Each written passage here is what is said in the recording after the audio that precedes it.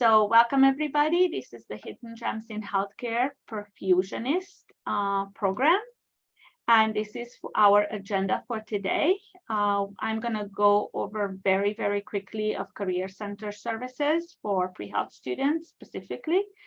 Admissions presentation, Sunny Upstate Medical University is here, Bruce Searles and Hannah Gray. Representing that program, University of Utah, Kirk and Wong. And USC's new perfusionist program will be introduced by Giuliani and Julie Fenske. We also going to have a Q&A with practicing professionals, Kim De La Cruz, Prashi and Tara Parker. Thank you everybody in advance for spending the next hour or so with us. We truly appreciate you taking the time to inform UCLA students about this exciting career option.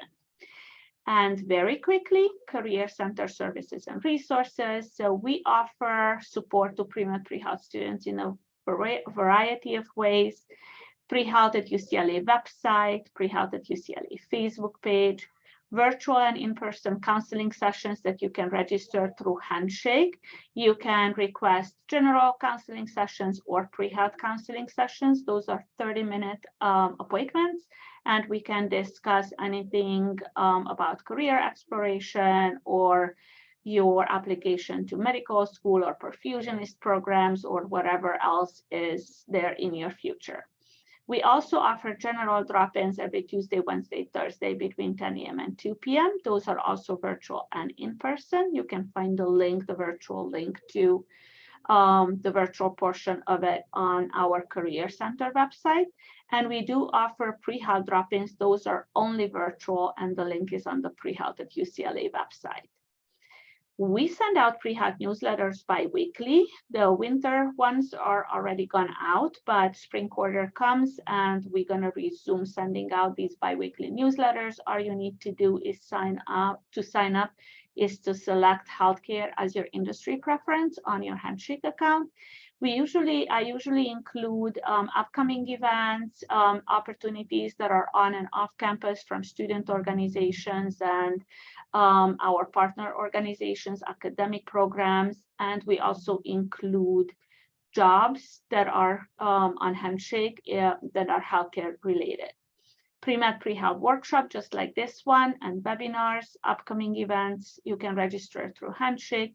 You can see all the upcoming events that we still have there in Handshake at any time. Recorded webinars do live on YouTube on the Career Center's YouTube channel. This will end up there as well. We have recorded many of our webinars since COVID started, so you can check out the Hidden Gems series. We have tons of interesting career options within the series. And I want to highlight one of our upcoming events because it's a CPR First Aid Basics class in collaboration with the on-campus emergency medical services, and they even give you an ambulance tour. This is going to be in person, March 7th, 4:30 to 6:30 here at the Career Center, second floor. We are in the Strathmore building, just across from engineering. So that's all I've got. So I'm going to stop share. And without further ado, I'm going to invite Bruce to introduce his program and Hannah to contribute her input on her student experience. So take it over. Thank you very much, Christina. Thank you very much for the invitation. Let me see if I can find the slide. Oh, here it is.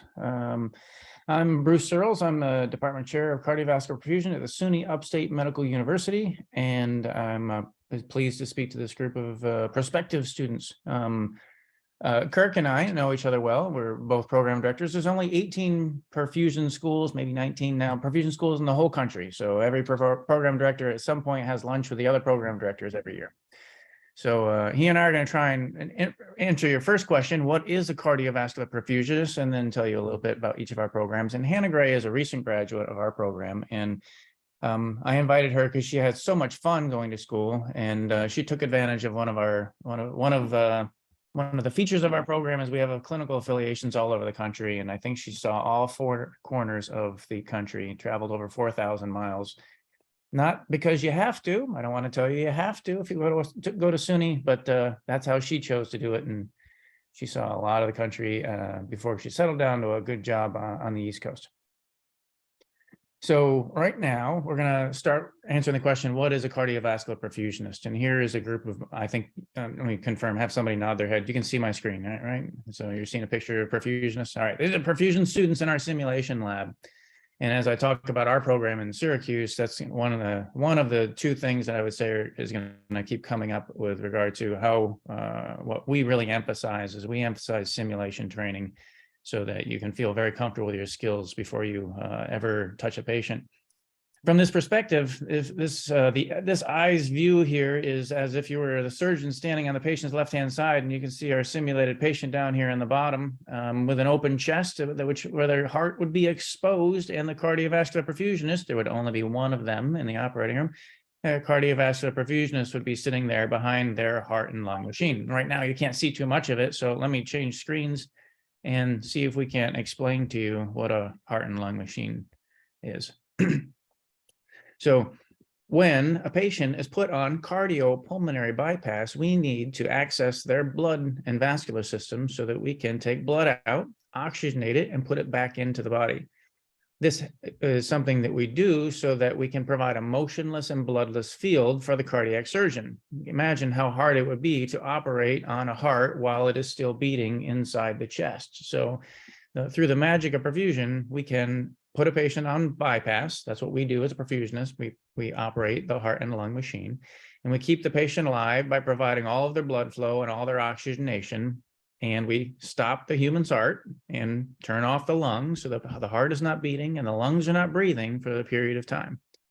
That picture there was an illustration of how the surgeon would connect the cannulas that are put in the patient's artery and vein to our heart and lung machine. Once we're connected up, we can see the patient's blood pressure inside our instruments. And in this quad split screen, you can see now that I have blood pressure on my monitors back here, which is similar to the patient's blood pressure off of the hemodynamic monitors. And I have access back into their arterial system. So I can, at this point, I can infuse back into them rapidly, like a full cardiac output, 4, 5, 6 liters a minute. I can pump blood into them. This is the largest IV that anybody ever gets. With this second cannula, we have the opportunity to drain blood out of the body. And now we have the 2 connections that we need to provide the circle of life, which is cardiopulmonary bypass.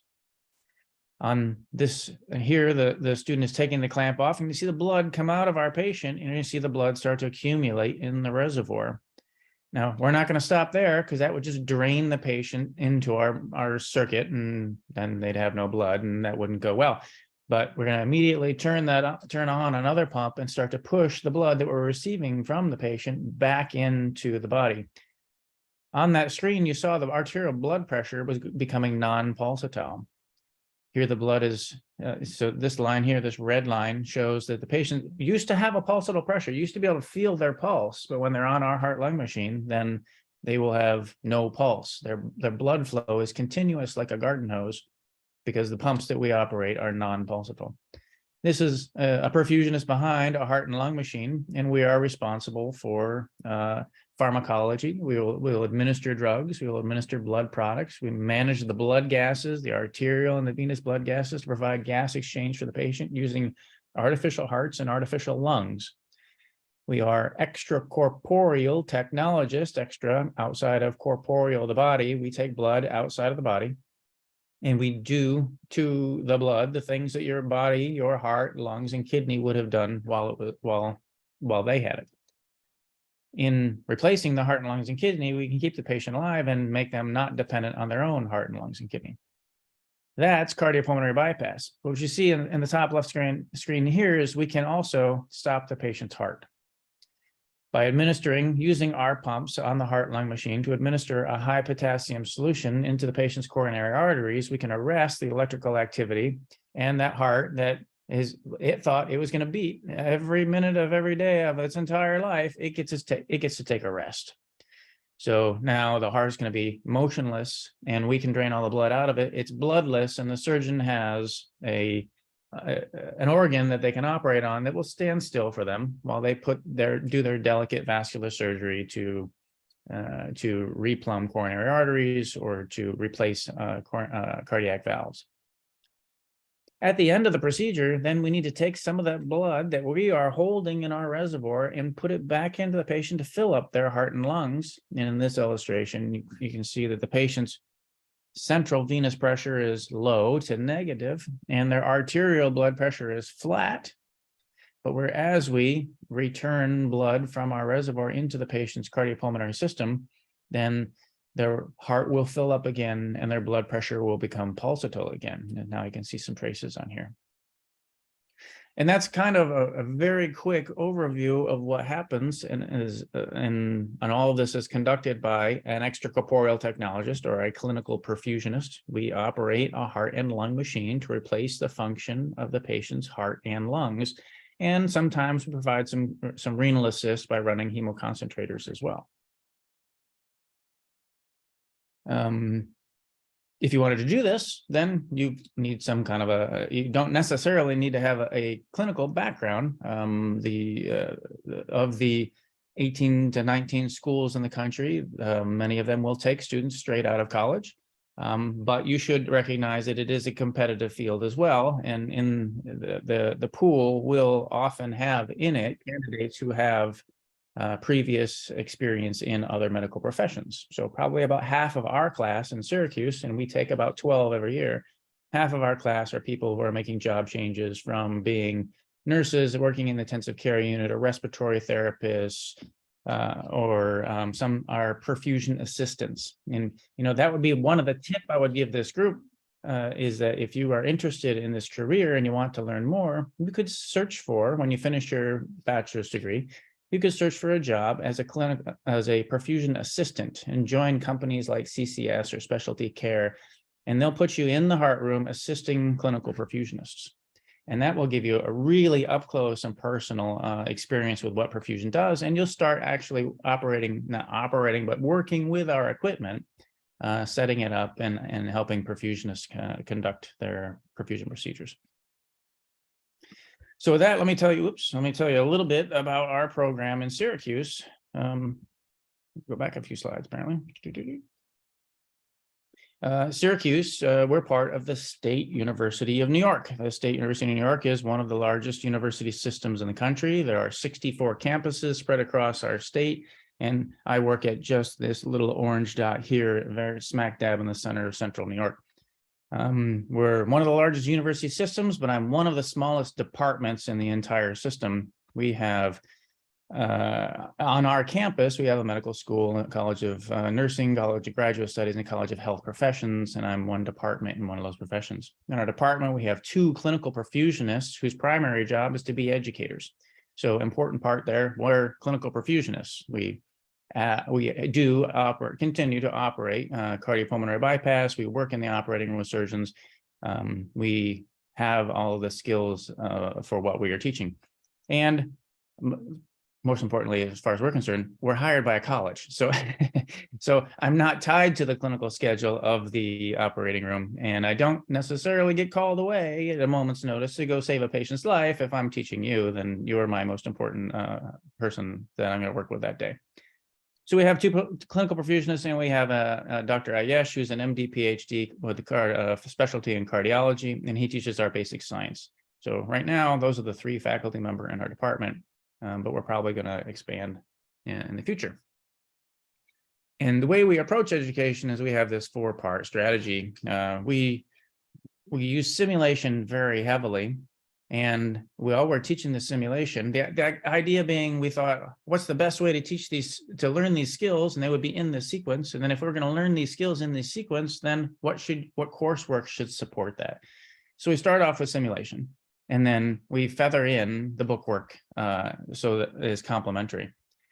We do over 650 hours of simulation. It's very important to us that you understand what you're doing before you step into an operating room and become part of a patient's care. We have a 3-semester simulation curriculum where we teach basic skills in the first semester. That is to take the 22 skills that are necessary to operate a heart-lung machine and break them down individually, teach them to you individually, and then stitch them all back together again until you can operate a heart-lung machine all by yourself. Now that you've done that, we'll do case management. So in semester number 2, weeks 16 through 30, you operate the heart-lung machine on simulated patients for very specific procedures like cabbages and valves, particularly aortic valves and mitral valves. And deep hypothermic circulatory arrest, which is an awesome thing. Hard to believe. It's very sci-fi. There are procedures in which we need to cool the patient 18 degrees, take all of their blood out of their body. I'll hold it. I won't recirculate it back into the body. And the patient lies on the table, very much colder than a normal human being, not breathing, no heartbeat, no circulation, while the surgeon operates furiously. And he gets about 30 minutes to do his procedure before we have to put the blood back in the patient and bring them back around. That's crazy stuff. And that's kind of, I mentioned that because it's, as a clinical perfusionist, I never work in the operating room and then leave that day thinking, what was that about? That was so boring. No, did anybody really care what I did today? Oh yeah, somebody cared what I did that day. And the patient on the table, they made their peace with God and their family before they went in the operating room because they knew how close to death they were going to come. I'm going to stop their heart. And then we're going to revive them, and they're going to go on and hopefully have a better quality of life through the experience. But it's super important stuff that we do, and you need to have a certain temperament to be able to work in that kind of stressful environment. So while we're doing a simulation, we then also have classroom. We have graduate level curriculum, and that curriculum plays out over 5 semesters. In the first 2.5 semesters, you are in Syracuse, and you're doing clinical observations, simulation practice, and coursework in typical college coursework with books and tests and stuff like that. Halfway through the curriculum, you start your clinical rotations. And these big blue boxes here are when you go off through 1, 2, 3, 4, 5 different 7-week-long clinical rotations where you are embedded into a clinical team and you operate the heart-lung machine with the direct mentorship of a clinical perfusionist. We expect that you'll pump 120 to 150 cases while you're traveling through those 4 different hospitals. So simulation is one of the things that we like to emphasize about our program, our very intense simulation program. But the next is this idea of a capstone or a thesis project. So all of the students that come in go through this first 2.5 semester core curriculum where we cover about 50 credits, and everybody gets the same curriculum there. And then people select between a more clinical minded track or a more research minded track. And in both cases, you're still going to get 1,400 hours of clinical experience through your 5 rotations, but you're going to spend 10 credits doing something clinical or something along the line of research. And if you choose this clinical track, you'll do, for your graduate project, you'll do a 10 credit capstone. Our capstones are clinical specialties within the field. We would give you the opportunity to learn more than is necessary at the entry level about things like perioperative blood management or ECMO, extracorporeal membrane oxygenation, or pediatric perfusion, or if you want to work on your leadership skills, then leadership, or if you want to become an educator someday, perhaps simulation. So, and many of these things end in national certifications of their own. So potentially you can go to Syracuse, get your master's degree in clinical perfusion, graduate eligible to sit for the American Board examinations, which are necessary to get your license. And additionally, tack a few more letters onto your name. You might be also CHSE or CESA if you were to take the advantage of these other national certifications. So we emphasize that we have simulation, but I don't want to leave you thinking that all of your experience is simulation. We have clinical rotations all across the country. This is a bit dated. We have a couple in Texas now. We have about 22 different clinical affiliates across the country, and you will go to 4 or 5 of these hospitals through 5 specific rotations. So you will work with 30 or 40 different perfusionists and as many surgeons, and you'll operate all kinds of equipment. So you'll be very comfortable first day on the job. That's kind of our plan. If you go to Syracuse, lots of simulation, a specialty project in a clinical specialty. We've been doing this since 1972 or something like that, some really, really long time. We're one of the older programs in the country. We have about 87% retention. All of our students get jobs and they do fairly well on the national exams. I'm probably getting close to the end of my time here, so I will open the floor. Do I pass it off to Kirk, or perhaps how about we do this? If we have a couple of minutes, well, Hannah could introduce herself just briefly, and then she could join the professional panel in the end if you have more questions for Hannah. Sounds good. Hi guys, I'm Hannah. I graduated from SUNY in May of 2022. So I just graduated. I passed my boards in October. Since graduating, I've been working at Inova Fairfax Hospital in Northern Virginia. While I was at SUNY, I did the sim lab, the didactic, the whole thing, 45 cases in the sim lab before I even started on rotation. And then like Bruce said, I went all over the country. So I rotated in Maine, in Boston, Massachusetts, Dallas, Texas, Portland, Oregon, and then I actually rotated at Inova because I knew that was where I was taking a job. So it worked out really well. Since graduation, I've already had the opportunity to present at a conference and back in the fall. And then I've participated in committees for both AMSECT and the Academy, which has been a lot of fun. And I'm actually working on a research project for my hospital, which has been really cool. And I owe that all to the education that I got at SUNY. So I'm happy to answer any questions when the panel opens. And thank you again for having me this evening. Thank you both for this great presentation. And students, if you're thinking of questions already, feel free to put it in the Q&A. Bruce and Hannah will be monitoring the Q&A with me as well. And we're going to get to your questions as well. I just want to give Kirk and Kakat their time to present on University of Utah. Great, thank you, Christina. We are excited to be here. This is pretty fantastic that we can join this group that's pursuing medicine and potentially perfusion, and hopefully we can kind of excite you to want to go down this path as well. Bruce, thank you. That was a great presentation, a great overview of perfusion. I'm not going to do that well. I have a couple of slides for you with a couple of pictures, but what you just learned there is priceless. And so it was a great opportunity to be able to learn from you, Bruce. Thank you. So I'm going to share my screen, start going through a little bit. I have Kit Wong here on this Zoom call as well. He is one of our phenomenal students that we had from our very first year, because unlike, SUNY, University of Utah has only been around for a few years. And so we're trying to catch up to the prestige of SUNY, and many of the other programs have been around for a while, but we'll give them a good run for their money. So I'll jump in here and we'll get going. All right, everybody see that okay? All right. So like you were saying, my name's Kirk Bingham. I am the CVP program director for the University of Utah. We fall within the division of CT surgery here at the School of Medicine. And so we do have the benefits of being able to be part of a division and University School of Medicine. A little bit about me, just as an idea, so that when you're kind of going through your training, you can kind of have an idea of what path maybe a perfusionist took to get where we are today. My undergrad was at Utah State University. Back in 2009, my major was in exercise science. I always thought I wanted to go the PA route or potentially even podiatry. And then when I learned about perfusion, that was it for me, and that's where I went. I went to Midwestern University, which is out of Glendale, Arizona. Great program down there.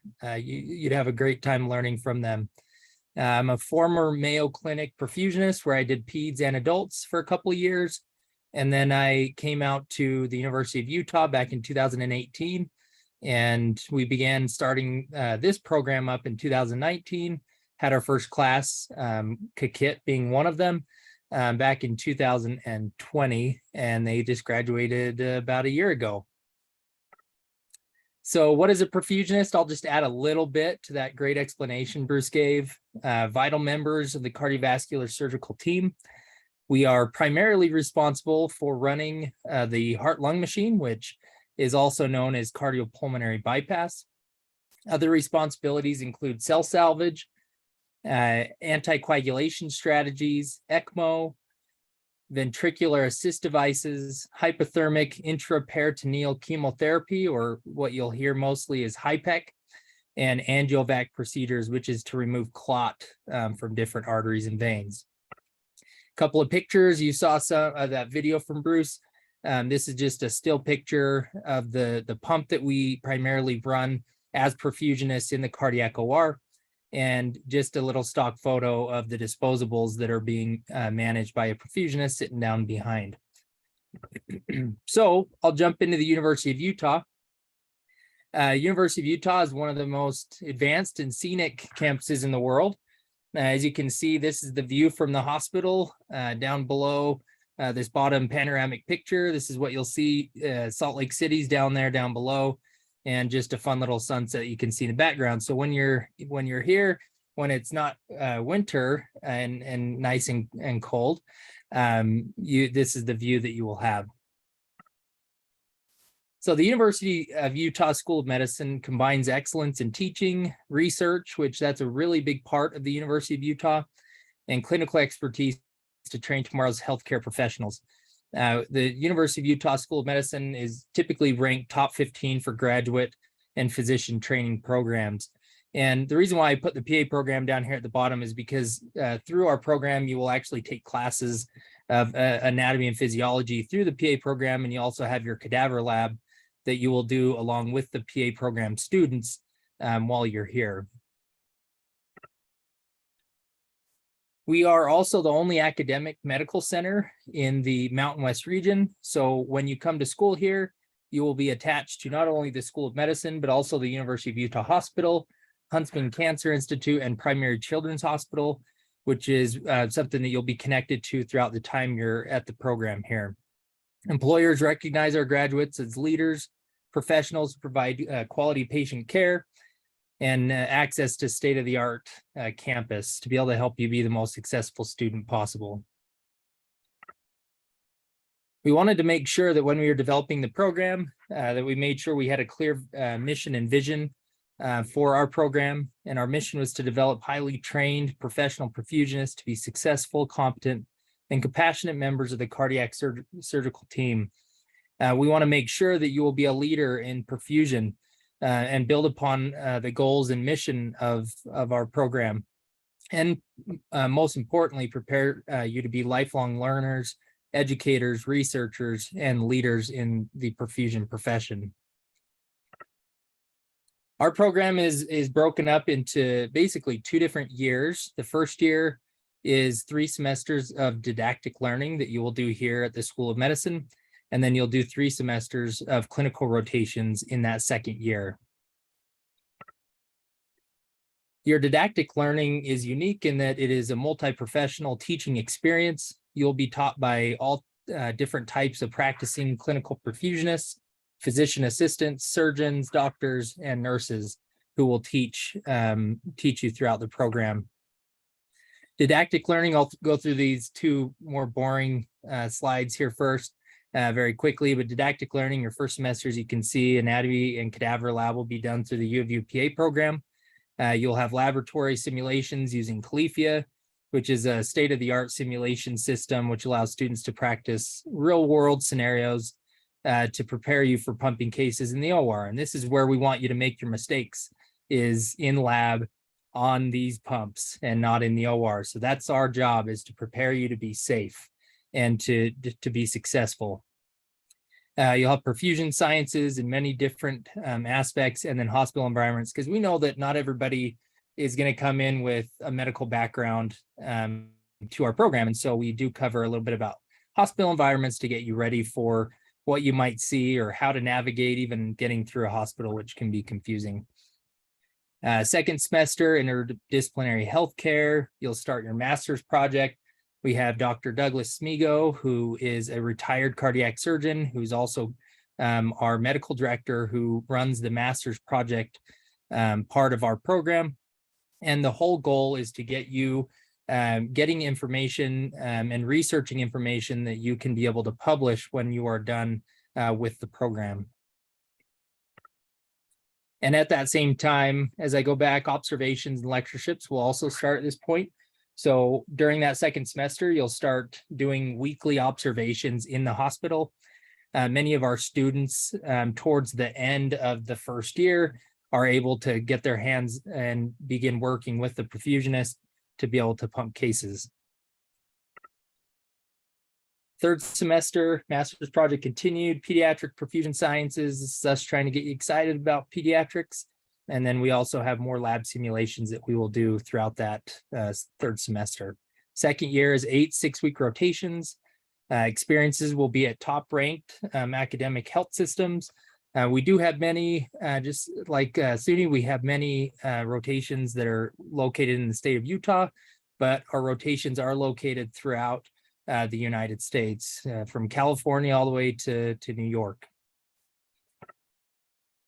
So as far as admissions go, I know that's kind of the pressing question sometimes for each of you looking into this profession. We do require a bachelor's degree or higher from a regionally accredited college or university. We require a minimum GPA and prerequisite GPA of 3.0 on a 4.0 scale.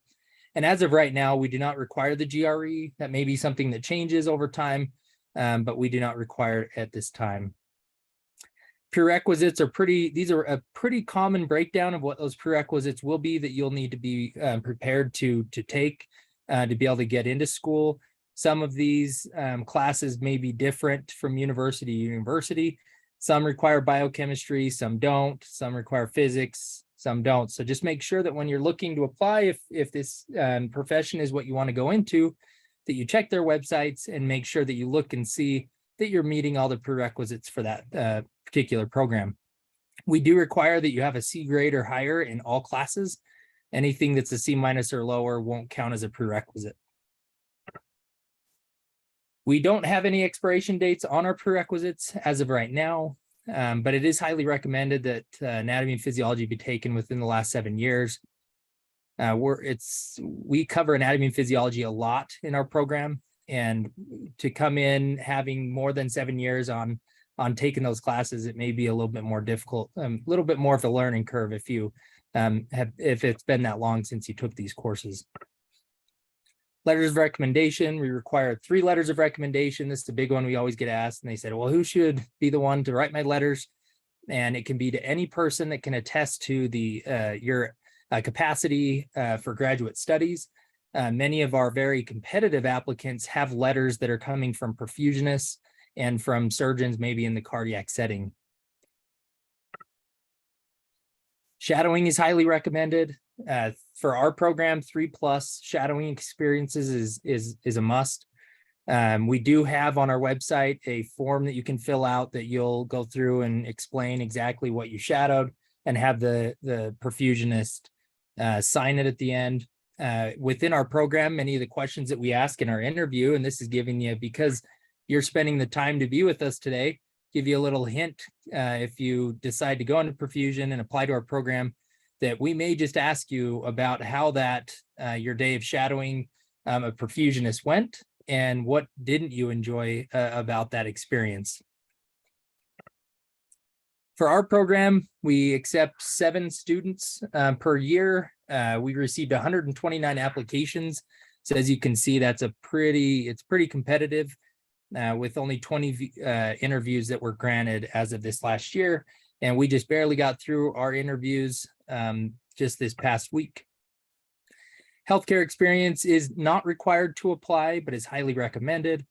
We will basically look at any individual who has any healthcare experience from any aspect, even if it's dental assistant, because it does give you that one-on-one experience with patients and what it might be like when you're a perfusionist.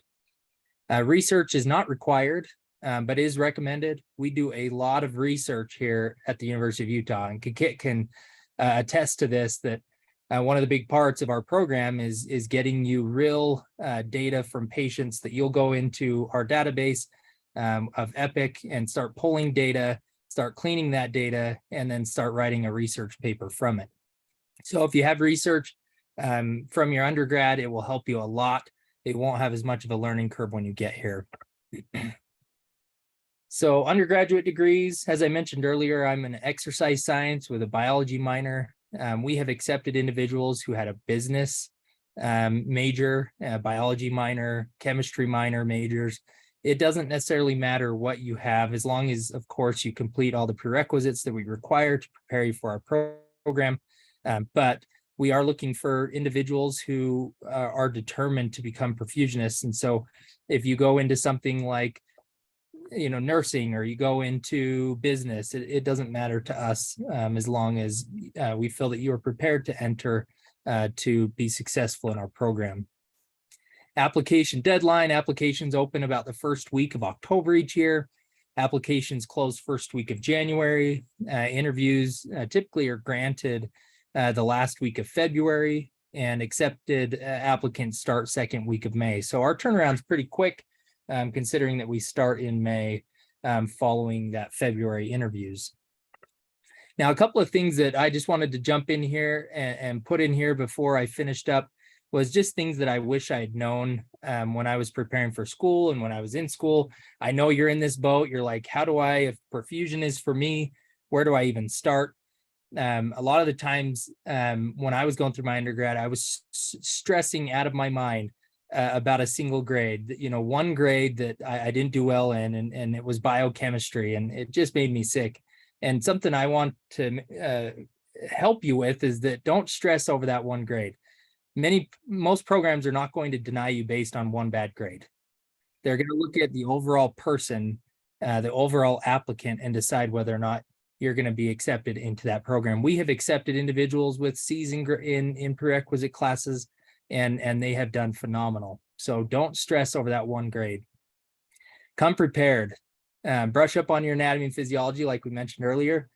Buy and read the Manual of Clinical Perfusion. There's a lot of textbooks out there. This is one that's a very quick, we call it the Blue Bible in our profession, but it is something that will give you a quick overview. It's not the perfect book, but it will give you a quick overview of what you're getting into when you get here. Other thing is shadow a perfusionist as much as possible. Get your hands on as much as you can, see as much as you can to know what you're getting into. Perfusion school is very competitive, as you saw from our application numbers. Many applicants do not get in on their first try, so don't get discouraged. Make sure that you keep fighting through. If this is what you want to do, keep going. Perfusion school is also very challenging. It'll be like trying to drink out of a fire hose. You will be pushed to your limits, but it'll be for your good. And you're going to be phenomenal perfusionist because of it. And the profession itself can be difficult, but more importantly, is very rewarding. It's pretty amazing when you see someone come in very sick and leave the hospital feeling just like $1 million. There's nothing more rewarding than that.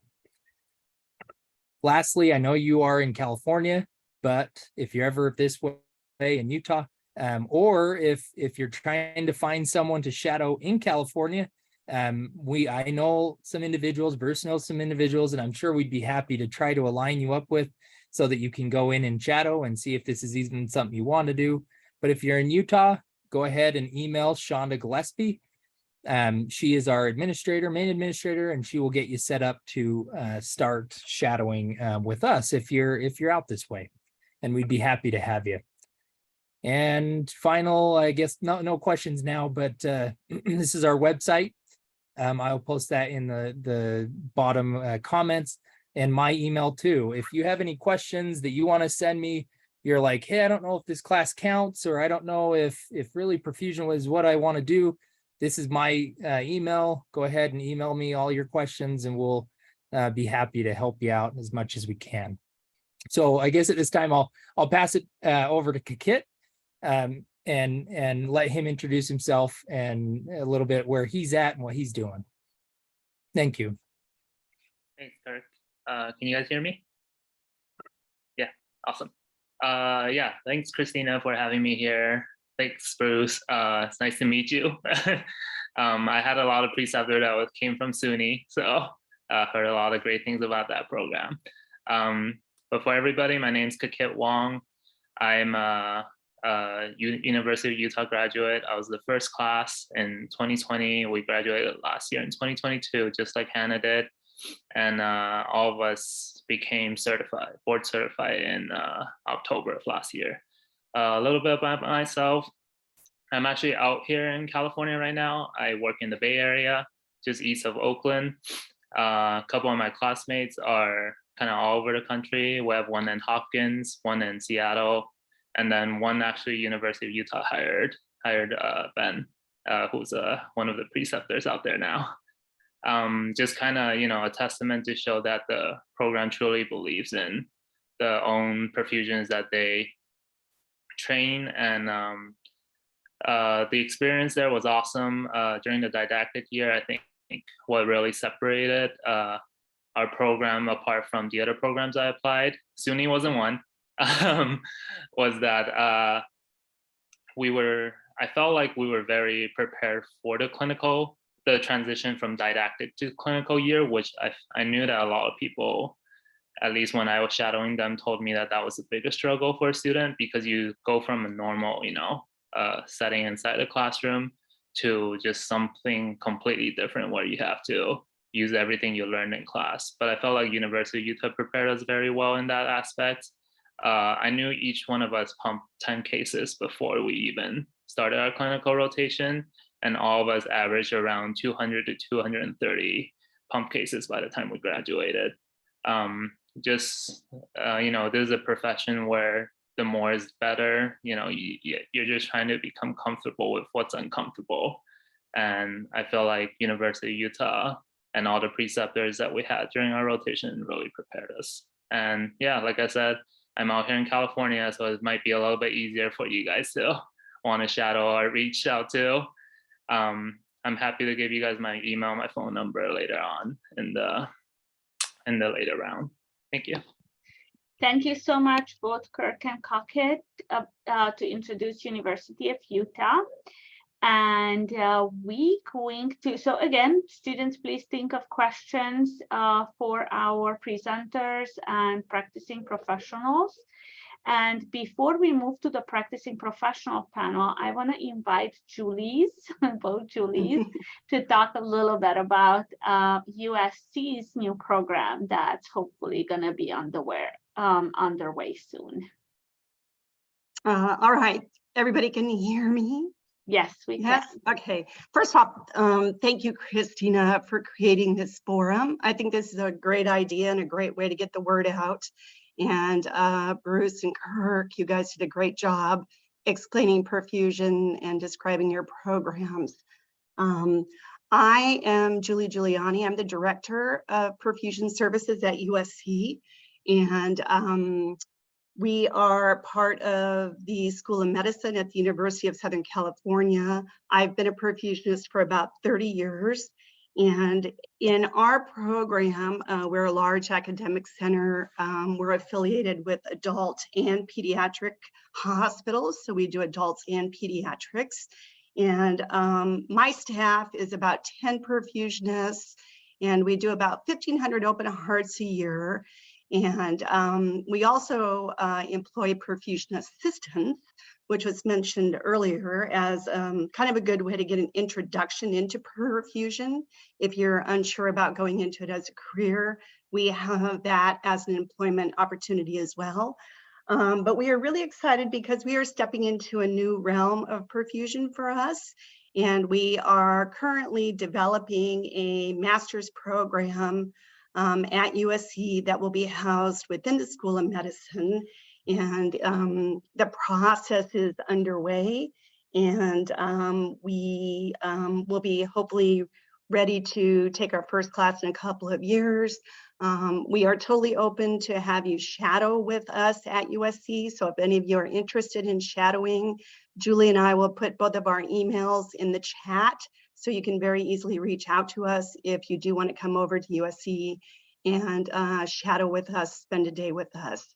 I'm going to introduce Julie Fensky. She is going to be the clinical coordinator of the program at USC, and she's just going to describe a little bit about what our program will look like in the future. All right, Julie. Thank you, Julie.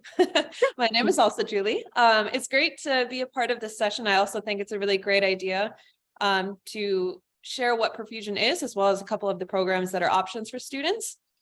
We at USC, we would actually be the first and only program on the West Coast. So that is a really exciting potential for this program. Our anticipated start date would be in the summer semester of 2025.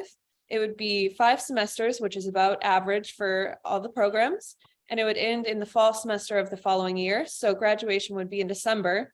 We actually did this intentionally, so USC students would graduate a little ahead of the rest of the pack, getting kind of first pick at available jobs. Our anticipated first class size is 6 students, and we hope to grow from there, which is also smaller than the average size for a perfusion program, but we have the intent to give students as much attention as they need through classes, simulation, and clinical rotations. Another intentional decision that we made was to have classes and clinical rotations run simultaneously throughout the whole program, so students will be able to apply the knowledge that they are gaining in classes with the clinical exposure that they have during the day. Rotations at this time will be at Keck Hospital in Los Angeles, which does around 900 cases a year of all types and complexities. And the pediatric rotations will be at Children's Hospital Los Angeles, which does 600 cases a year. The University of Southern California itself is ranked as number 25 in the nation, so we're hoping to uphold that positive ranking with our perfusion program. And we want to provide students with a quality USC education with their coursework, as well as their rich clinical education. So we plan to have surveys from the students both mid-semester and at semester end to improve and grow as we develop. I encourage everyone to ask questions, learning about perfusion, because it's definitely an off the radar position and field, but as everyone else has attested, it's a really great field that will be around for a very long time and has a lot of possibilities. So thank you for your time and your interest in perfusion. If you have any questions for myself or Julie, like she said, I will put our emails in the chat, and please reach out. Thank you so much. Thank you so much, both of you, for coming. I'm very excited that we're going to have a West Coast program that I can recommend to students. Also, I want to invite Hannah, Kakit, Julie's, both of you to chime in once we start our professional panel. And I noticed that 2 of my panelists, if not all of them, oh, all 3 of you are here. Thank you, Kim, Prashi, and Tara, for joining us. And we are a little bit ahead of schedule, but I want to give students just one more chance to maybe put some questions in the Q&A.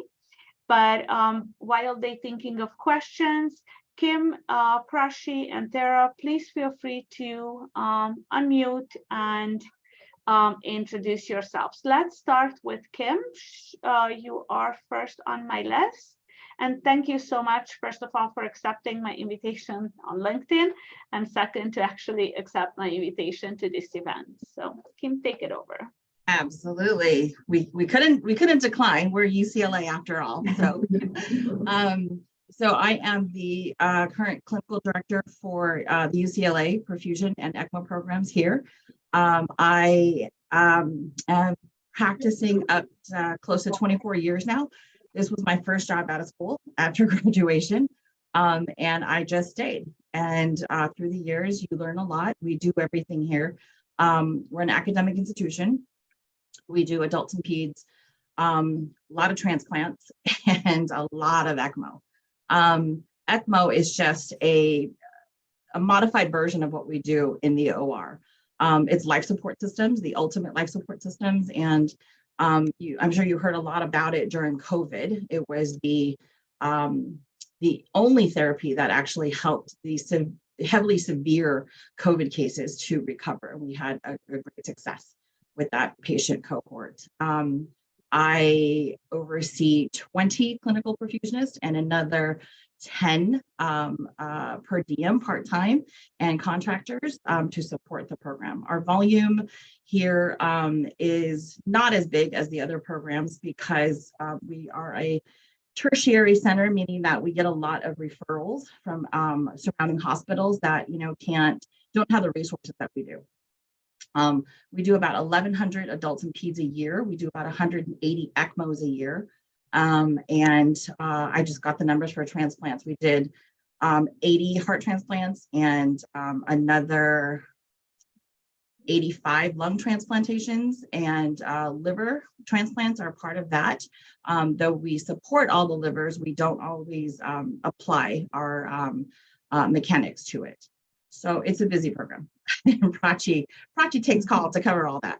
So Prachi, you're up. Okay. Hi, everyone. My name's Prachi. I have been with UCLA for 7 years now, and I have seen our program grow in those 7 years, not just in our team, but in using new technologies and different modalities to serve some of the most critically ill patients in our area. I moved to California from Pittsburgh. I went to UPMC, University of Pittsburgh Medical Center's Shadyside School of Perfusion. So big change for me. Perfusion can take you all over the country, all over the world, really. And I've been blessed to be in a great department at a great university. So yeah, thank you for having me. Thank you so much for coming. And Sarah? Hi, everyone. My name is Tara Parker. I am an ECMO specialist, but still a perfusionist. Like Kim was mentioning, I'm a part of the per diem ECMO team. I've been at UCLA for coming up on 6 years total. It's a really great program in terms of being able to offer long-term patient care, especially with the ECMO team, because you get to know patients' families, you get to see them grow and change and help with their progress in terms of the care that they receive at UCLA. So it's a lot of fun to be able to offer direct patient care and be a part of a growing and ever-evolving team. Thank you so much for introducing yourselves. And I invite again everybody who wants to chime in to these questions to do so. So I want to know, how did you learn about perfusionists, and how did you know that this is the right field for you, since it's so few people even heard about it? I just want to know, what was that process that you found this field? So Tara, you're still on my screen. So do you want to start? I started right out of undergrad. I didn't know exactly what I wanted to do. So I actually started working for a medical device company called Stryker. And they were selling endoscopic vein harvest equipment, which is what surgeons use to harvest vein in the leg that we use in our cabbage procedures. And I happened to be in one of the cabbage procedures one day, and I struck up a conversation with the perfusionist, and I was able to shadow him for quite some time until I realized it was something that I wanted to do as a career. Anyone else wants to chime in? Some unusual ways? I can start. I come from a long family history of dentists, and that was my path. That was what was expected to do. It's safe and, obviously financially rewarding. But as I was finishing undergrad, all of my studies were geared towards dental school. And I knew exactly what my life would be. I worked in multiple offices of family members, and I just couldn't see myself doing it. And on the 11th hour, I decided, I just can't do this. I turned down, I applied to one program, not thinking I'd get in, because what are the chances? And I got in. And I was like, I can't go into debt knowing that I probably will drop out at some point. And so I reached out to a cousin who actually just dropped out of dental school. She didn't like it. And she went into hospital recruitment and gave me a bunch of different profiles. And one of them was perfusion. Had no idea what it was. And, 24 years ago, I'm sure Julie can also attest to this. There was a lot of information, and the only thing that you could compare it to or description is air traffic control. There's a lot of stuff going on during bypass, and there was a lot. The only description I fell upon was, what is perfusion? And, nobody knows what it is, and you can't explain it until you see it. And they would just compare it to air traffic control. And I'm like, that is pretty intense. That job alone is very intense. And so, part of the requirement, I'm not sure if all the schools, but part of the requirement is to shadow a perfusionist. And it took a while to get access to somebody. I know that's going to be a really difficult task for you guys to do. We host students here, but we also want to protect our patients. So we want to make sure that you're a serious student, and you're applying, and you're trying to engage in this pathway.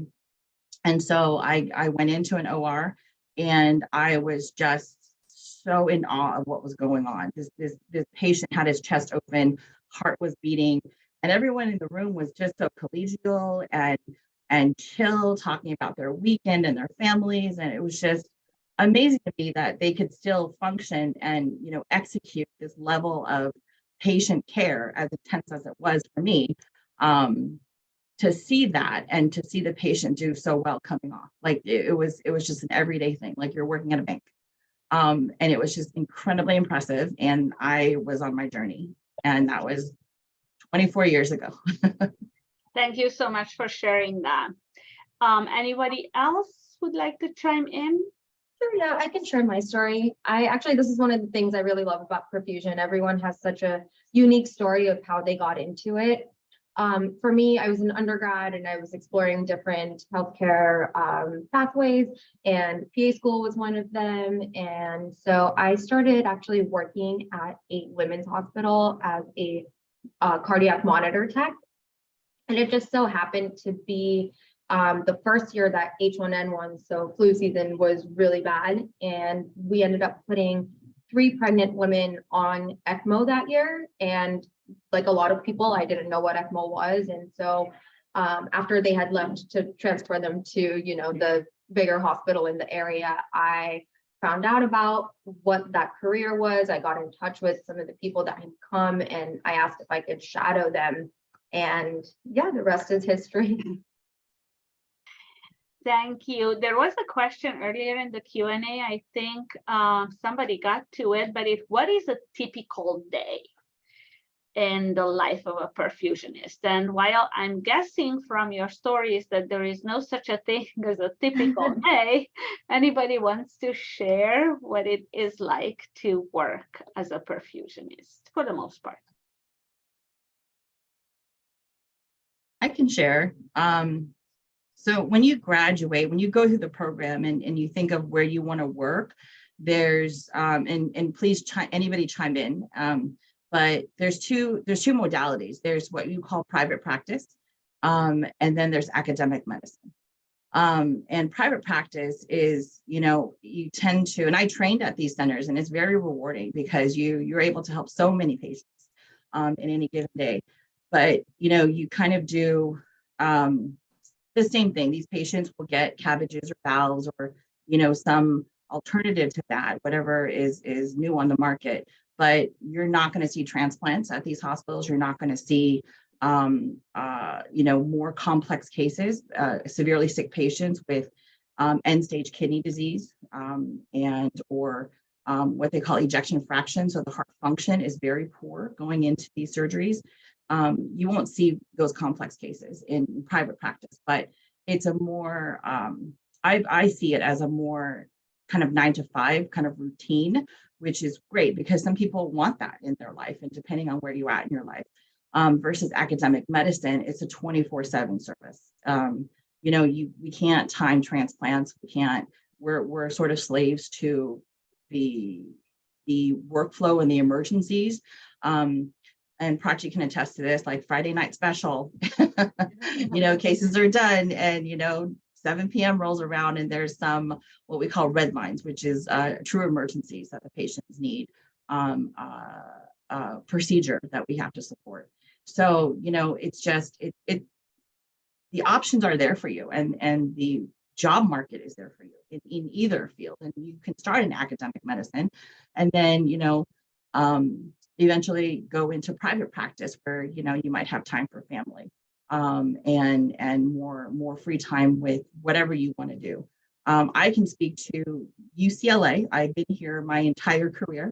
I was able to get married and have 3 kids and still become director and have been director for 16 years. But it wasn't easy. It is tough. It is a 24/7 job in academics.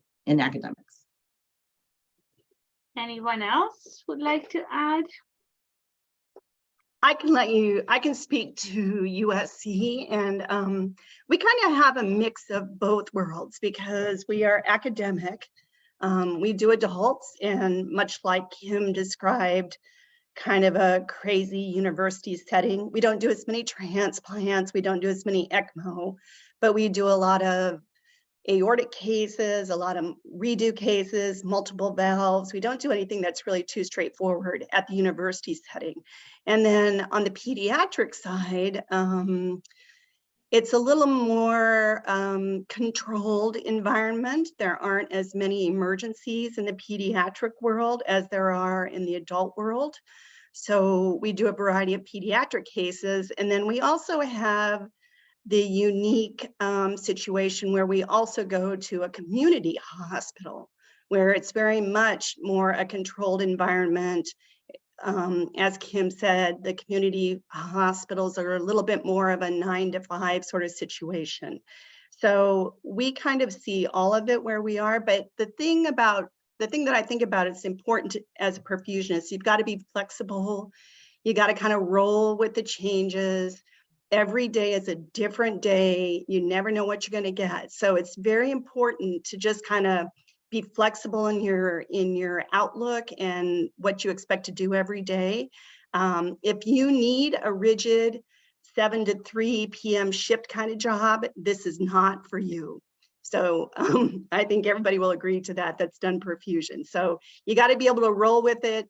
You know, sometimes we work long hours, sometimes we're lucky and we have a short day. You just got to be able to be flexible and roll with the punches as they come along. And honestly, I mean, I'm like Kim, I've been at USC for 30 years. It was my first job out of school. And I was an adrenaline junkie when I first got out. I would have worked all night. I was like, just bring it on, bring it on, bring it on. So a lot of us have that sort of personality that we kind of thrive on those late night emergencies. It's exciting, it's bonding. You really get to know the people you work with really well, and it's a really unique situation.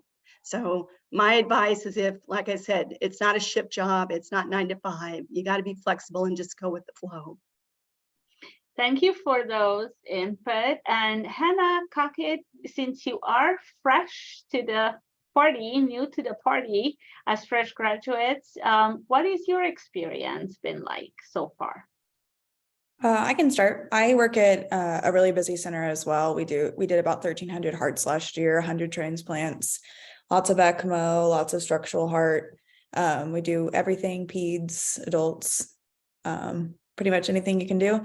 And I wanted to work at a really busy place. You can only learn so much in school, and Bruce, Ed, Hanny, Jeff did a great job teaching me, but there's still so much to learn, and I learn every day. That's why I chose a center that was really busy. I already answered in the Q&A, but even at a really busy center, there's 13 of us. So I average about 32 hours a week, 12 weekends of call. So it's not, the work-life balance is still really great. I think the coolest thing about perfusion is that it is a really new field. So it's rapidly evolving. There's new technology coming out all the time. So if that's something you're really excited about, then perfusion's a great option. We're still learning, and the technology is working to keep up with us. And I think that's really neat. We're actually trialing some new equipment this month, which has been really fun. So my background's biomedical engineering. So I like that kind of stuff. I'm kind of a nerd when it comes to it. So that's been my experience so far. Thank you. Cockett? Yeah, my experience has been really good too. I actually work in a private practice out here in John Muir on the East Bay of the Bay Area. We definitely don't do as many cases as like everyone else does. But this is more of a place where people kind of like they stay here because they want the work-life balance, they want to be with family. For me personally, I have family that lives like right around here, so it was an easy move for us. I grew up in Utah, so it was always nice to have this opportunity to know that I could be close to all my families. And it's been nice because we actually became a rotation site for University of Utah, so it's kind of nice to come out as a new grad, learn my way to become a board certified perfusionist, and kind of slowly move into the role of learning how to become a preceptor. So it's been very wholesome for me. Thank you so much for sharing. Tara, would you like to add anything? I saw you were unmuted at one point. Oh, I can share. I have had a good balance of both academic and private practice in my career, my very short career. And I think it's the best of both worlds, that you can keep your skills sharp and be on the cutting edge of technology, essentially, at academic centers, and be able to apply that in private practice as well, because it can get a little too routine and people get stuck in their ways. So to introduce new techniques and technologies to other teams does benefit small programs in like more private hospitals as well. Thank you. Next question. What is your favorite thing in being a perfusionist, and what do you find most challenging about your job? Kim, do you want to start us off again? I would say the camaraderie and your team is amazing. We have been through a lot as a team together, and depending on any given day, when you get those wins, a case that was booked as a simple pacemaker change out turns into something very different. It escalates really quick. And the fact that your team is so well trained and we know what the responsibilities are to get the patient on support. After you stabilize that patient and you complete the procedure and the patient does well, the equivalent is like NASCAR team to kind of compare to what you may know.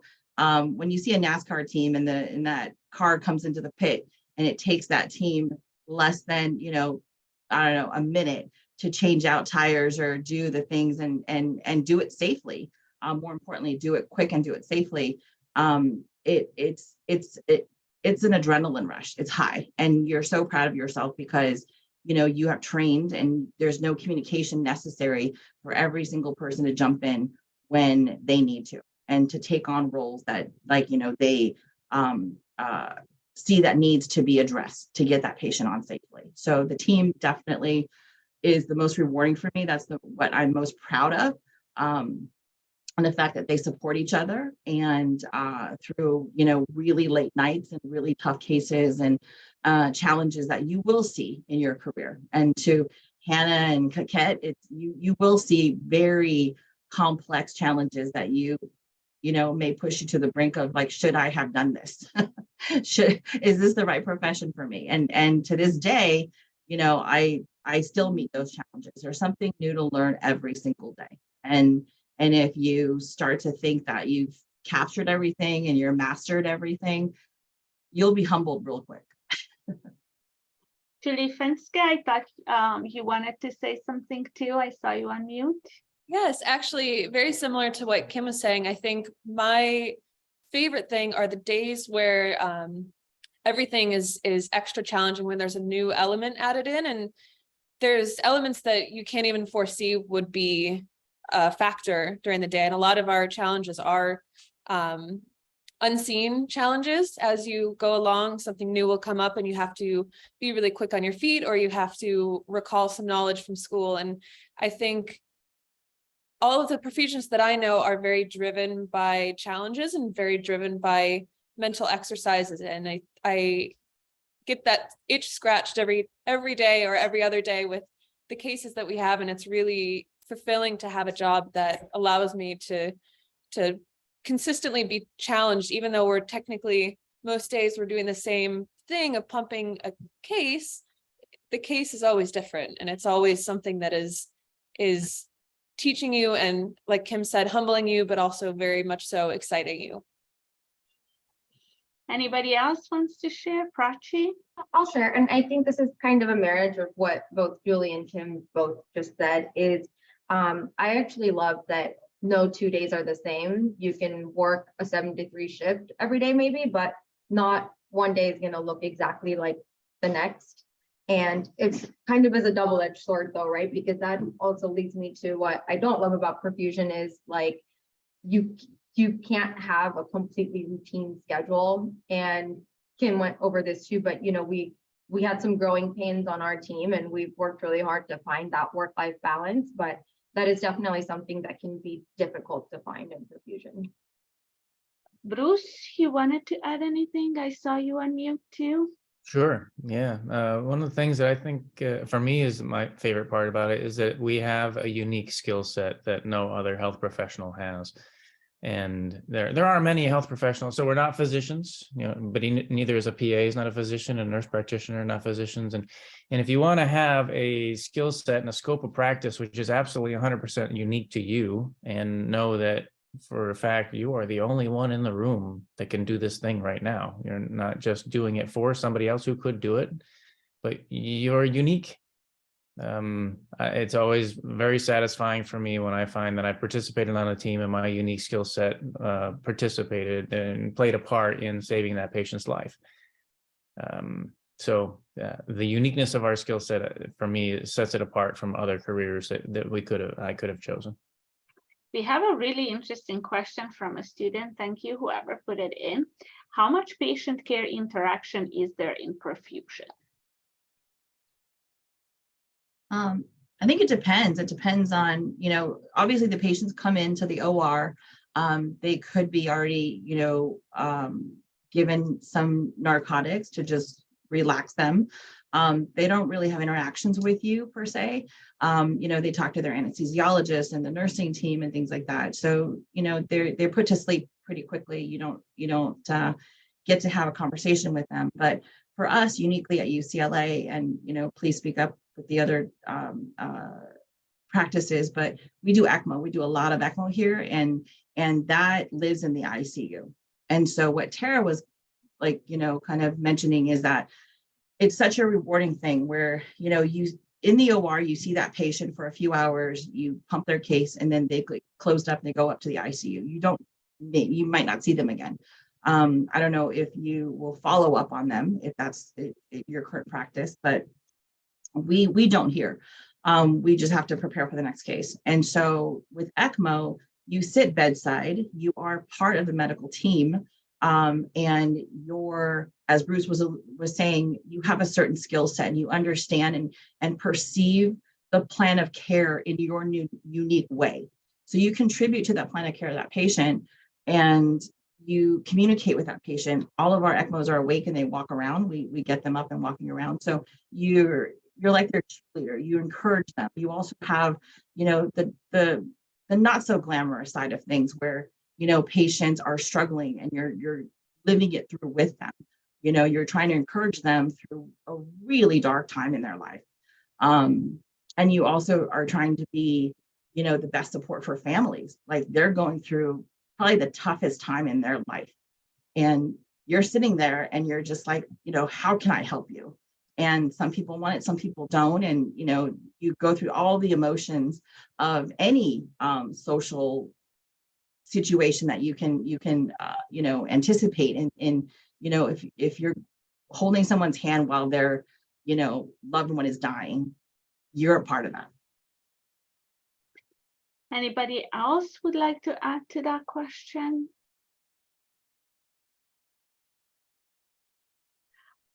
I will.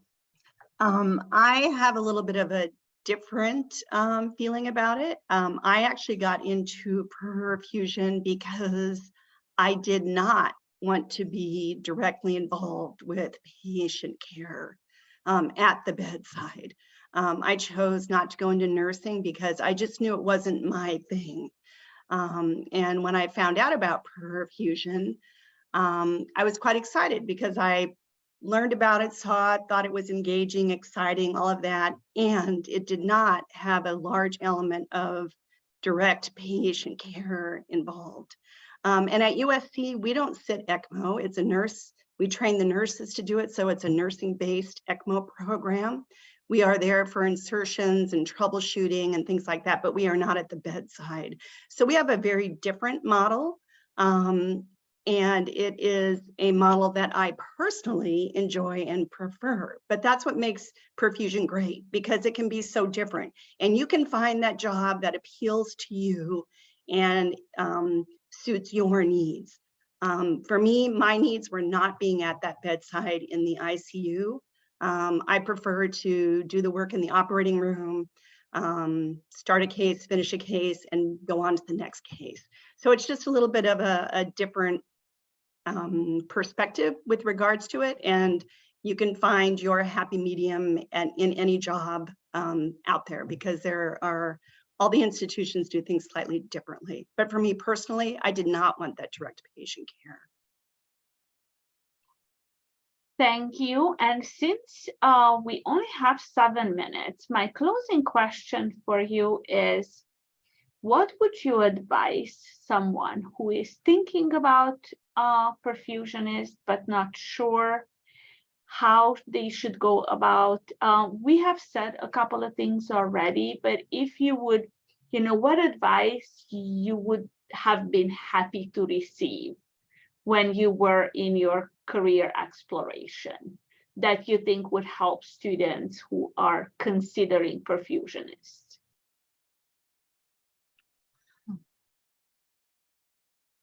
That's a tough question. I can start. I actually, the first thing that I think a lot of us would say is to shadow a perfusionist and see what it actually involves. I think Kim was saying that might be a little challenging, but if you continue asking institutions, you can find a place that'll allow you to shadow. But I think what I wish that I would have asked myself, and granted, I got very lucky that perfusion is, I would say, the perfect career choice for me. I think it's very important to ask yourself, 1, what you are good at, 2, what you enjoy, and 3, maybe how you want your day to look, or your weeks, or your life. A lot of perfusionists are lifelong perfusionists, so it's not something that will last. It can last you for as long as you want it to, but a lot of perfusionists, commit to a lifelong career of perfusion, and it would be very difficult and tedious to go into perfusion and realize that it's not for you, or you don't enjoy it, or you don't want the mental stimulation, or there is maybe another medical career. But just asking those questions and really doing some deep digging on what you like and what you want your future to look like, and perfusion could be that, and if it is, that's fantastic. Thank you. Hannah Cockett, you just had to make the decision fairly recently. What helped you pick this path? I think I knew pretty quickly that I wanted to do perfusion. Like I said, I studied biomedical engineering in undergrad, but my mom's actually an ECMO specialist at a pediatric heart center. So I've known about perfusion as long as I could talk. That helps. So, yeah, definitely. So perfusion was like a way to use the engineering background I have, but with a little more patient care interaction. I started shadowing my sophomore year of college, and I watched something like 30 cases before, so I really knew it was what I wanted to do. I think if you're having trouble getting shadowing experience, at least talk to a perfusionist. I had a mentor when I was going through the shadowing experiences and the application process and everything, and he helped a lot. And I wouldn't just choose a perfusionist from a busy center, like talk to some perfusionists from different settings that, you make sure it's something you want to do. Bruce dropped my email for you guys, so I'd be happy to answer questions if you want to shoot me an email. And I can get you in contact with some of my classmates maybe that work at different places. So I think, like Julie was saying, just make sure it's really what you want to do. It is a long 21 months, but it's really rewarding if that's what you want. And ultimately the patients are why we're here. So you're doing it for the patients and you want to make sure, you know, doing a really great job for them. And I think perfusion is something you have to love, because there are long nights and there's long days and there's hard cases, and it's all the things. But if you really love it, then, you know, you want to show up every day for those patients and for your teammates. And so far it's been really rewarding, and I'm happy that I found the career so early, and excited for the next, you know, 40 years or whatever. So it's been great. Thank you. Crockett, do you want to add anything to that? Yeah, I think Julie's point of like shadowing someone was very on point, because it's like, you know, what both Julie and Hannah said, it's, you definitely want to make sure that this is a profession for you, but without shadowing someone, you really don't see the whole picture of what a perfusionist does. And, you know, the stress that we deal with and just things like that. So even if a school recommends you and doesn't require you to shadow, you really should shadow. And a lot of program out there will, like, if you contact them early enough, they will like try to set it up. Just, you know, that's just the best way to find out what perfusion really is about. Add a light note to it. I wish someone would have told me that you need to train your bladder really well, because there are cases where it's like super long cases. You're the only person who has to be at the pump. No one else can relieve you. Then, and I'm a big coffee drinker, so like, you know, during rotation time, I'm like, oh man, why didn't someone tell me about this? But, you know, it's all worth it. If that's the worst thing that, you know, comes with the job, I'll drink one less cup of coffee. Thank you for your honesty. Can I, think the other can I speakers add do- one more thing is, you know, we had an open house and it was for internal staff, and you could bring your family and kids and things like that. And it was to kind of show them, like, you know, all this time away from home, what were you doing? And I brought my kids, and my older kids, they're 21 and 20 now. They came and they were just amazed. You know, we set up a cardiac room, we did simulations in there, and they were just in awe. And my son was like, "That so cool what you do. I just don't think I can handle the science." the physiology, the anatomy, all that stuff. And I said to him, like, you don't have to, you know. And to Hannah's, you know, pathway, he's going into mechanical engineering. And I said, you can help build the machines and the new technology that's going to improve patient care. You know, there's a whole industry that that supports us into allowing us to do the work. So if it's not perfusion, you find that it's not perfusion, it could be a subset that feeds into this cardiac surgery world of ours. Bruce, you were about to say something? Oh, sure. Yeah, I'm just adding a little bit more to all the other great comments from the other speakers. That perfusion is a terrible job to hate. If you finish school in a perfusion position, then often we talk about, you have a mention here is that we're paid pretty well. So you're probably going to make well over $100,000. Many perfusionists are making over $200,000, and you'll find that you'll elevate your lifestyle to meet that. But if you hate your job and you can't leave it because you're dependent on the income, now you have a job that you hate. And you don't just hate your job, you like detest your job. If you can't stand the stress and knowing that every day you go to work, there's the possibility of somebody going to die, and there's a possibility of somebody calling you back to work after you've already had a long day, and there's the possibility of tensions getting high under a very stressful situation, then it's a terrible job to hate. So you really should observe a perfusionist and determine whether or not you have the right temperament to be in an operating room. Yeah, I was wondering about that, the stress level that a perfusionist needs to handle on a daily basis. Probably takes a certain personality to be able to do that. Just a quick question for all of you.